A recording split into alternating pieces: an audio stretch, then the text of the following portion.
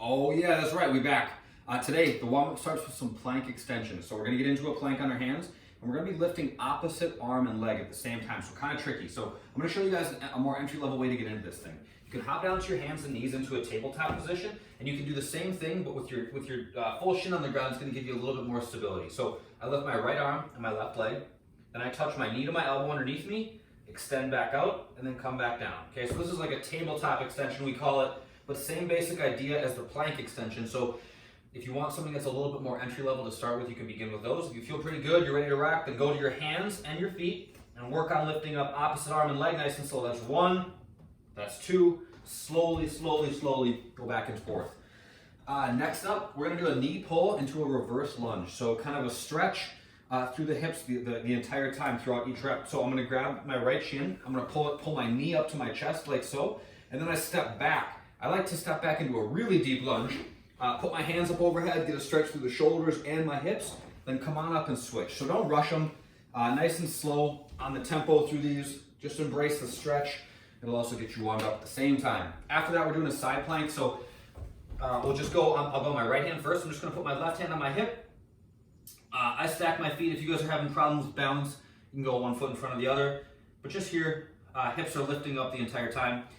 And then last, we're just doing butt kicks. So I just kind of run in place, kicking myself in the behind as I go. Those are the warm-up movements for today. The workout. All right, the equipment version of this thing, we're gonna start with some hand-to-hand swings. So hand-to-hand adds some complexity, all right? So keep that in mind as you're working and don't force it. If it feels sketchy or you feel like you're gonna launch your dumbbell across the room, don't do it. You can start with just some Russian swings with both hands. You don't even have to worry about going back and forth, okay? The basic swing movement is the same as a deadlift, or very similar to it. Your back needs to stay straight, so we always keep our back braced by packing our shoulders and then squeezing our belly. We bend our knees and then our hips go back, okay? This hip hinge is a deadlift. That's a kettlebell swing. That's a hand-to-hand swing. That's a big part in doing like a clean and jerk. That, it's a very common movement that we use. We just have to learn how to kind of tweak it a little bit to make it applicable to the different movements or the different tools that we use. So back stays flat, hips are doing the driving here. So I'm gonna grab the dumbbell with both hands. I'll just go one hand over the other. I'm gonna send the dumbbell back between my legs and open my hips and swing, okay? So if you guys are like, I don't know about that hand-to-hand business, these are just fine. If you're using a dumbbell, it's kind of awkward. I have one hand underneath, one hand over, just in the name of not letting things get too asymmetrical. I'd switch your grip up halfway through or maybe from round to round, something like that. If you wanna do the hand-to-hand swing, you're doing the same thing, but one hand holds the bell, you swing back, open your hips, come up to here, and then you transition hands in the air. So this hand grabs over the fingers of the one that's holding onto the bell, and then you switch and come back down. So it looks like this. I swing back, open my hips, and then switch in the air in front of me, okay? Nice and slow, not nice and slow, but keep the drive of your hips consistent throughout. That should be doing the work. And you don't need to like rush these. You don't need to like go super fast between them. The transition needs to happen kind of quickly, but you don't need to like feel like you're moving at 1,000,000 miles an hour to make them correct, okay? Just a steady pace. Open your hips, switch. Open your hips, switch. Cool. After that, we're doing some single dumbbell push press. So I grab the dumbbell, I put it up on my shoulder. I'm just gonna squeeze my belly so my back stays braced. Watch my knees as I dip and drive. They push apart, okay? So that's the movement that we're looking for on a push press. A lot of times people do this, their knees go forward and their heels lift up. Think about pushing your knees apart. Belly tight, dip, drive, and press. Your legs should do a lot of the work here, okay? Your arms gonna do plenty either way, but let your legs, which are much stronger than your arms, be the driving force, okay? Dip, drive, and press. Show full control overhead. So we're not just doing these things. Show control, go through full range, and then come back down. So we'll do those on each side. And then the last thing we're doing here is lateral jump over. So we got the dumbbell on our mat, on the ground, whatever. We're just going back and forth over, okay? So each jump is gonna be one. Try to keep a consistent pace throughout. So we're not just going and then stopping, okay? Try to work back and forth evenly. Should be a nice gentle landing as much as is possible. Again, you don't need to rush these. You don't need to be done like blurringly fast to be efficient. So I usually maintain some kind of pace like this. Okay, I'm not necessarily going slow, but I'm also not ripping through them as fast as humanly possible. It helps me keep my breathing under control.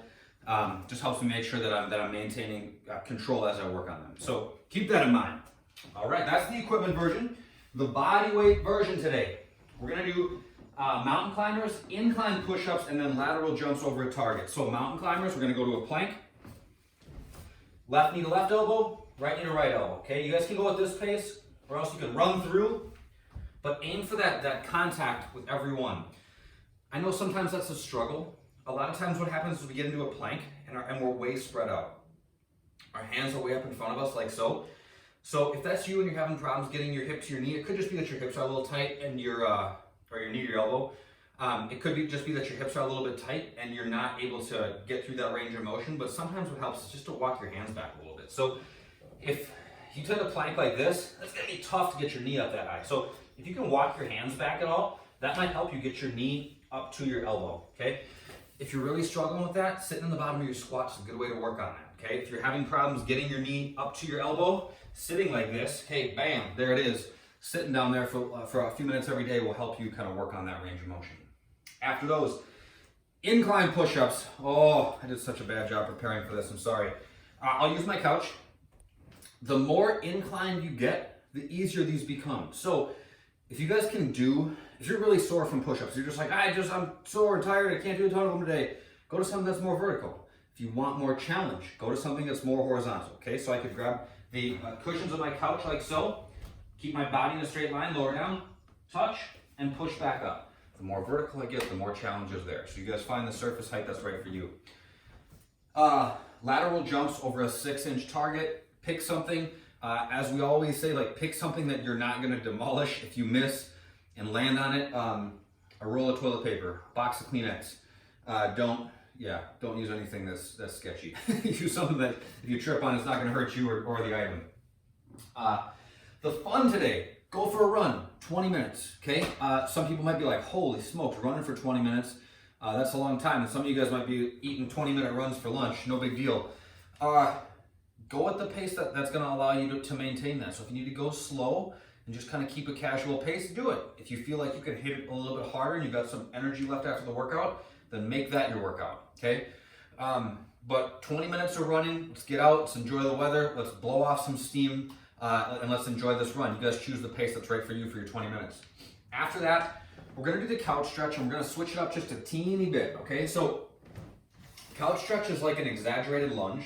What we're gonna do is we're gonna put our foot up on something in front of us to kind of help us get a little bit further stretch through our hips. So I'll use a book. You guys could use a stack of books if you want, a weight plate, whatever. So I'm gonna get into the couch stretch. I'm gonna put one foot on the wall. That knee is gonna be right up against the wall, okay? So I'm just here. This is the typical couch stretch.